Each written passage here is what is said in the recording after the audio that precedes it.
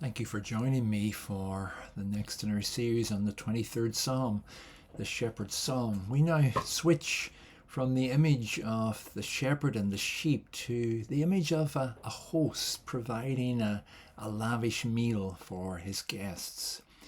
We read in verse 5, "You prepare a table before me in the presence of my enemies. You anoint my head with oil, my cup overflows." Again, we focus on those words, you prepare, you anoint. The Lord is the one who gives lavishly to his people, with the believer on the receiving end of his gracious provision. Let's start with that first image there. You prepare a table before me in the presence of my enemies. You prepare. The sense here is of the Lord setting things in order with tremendous care and attention to detail as the very best of hosts. That's a case of him.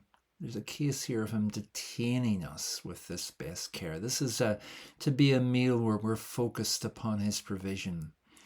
A few days ago, I watched as I met a vehicle with a lady who had a spoon in hand and a bowl in hand while driving, and she was obviously eating a hasty breakfast. And I couldn't help contrast that here with the sense of the Lord's provision of a meal where we sit at the table and enjoy a feast that he has provided.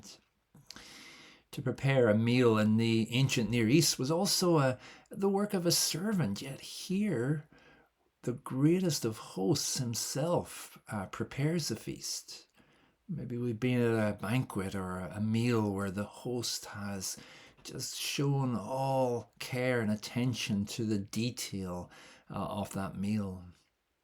We are to eat this meal, we're told, in the presence of my enemies. Now, again, that's not easy for us to grasp. Who would enjoy a meal when we are being verbally abused as we eat?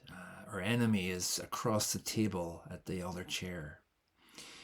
No, we're not told who our enemies are here, but in the face of danger, the Lord unhurriedly sustains his people.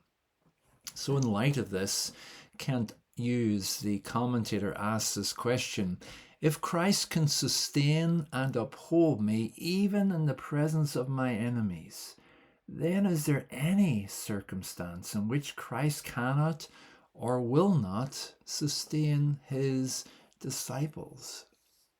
And the answer is clearly no.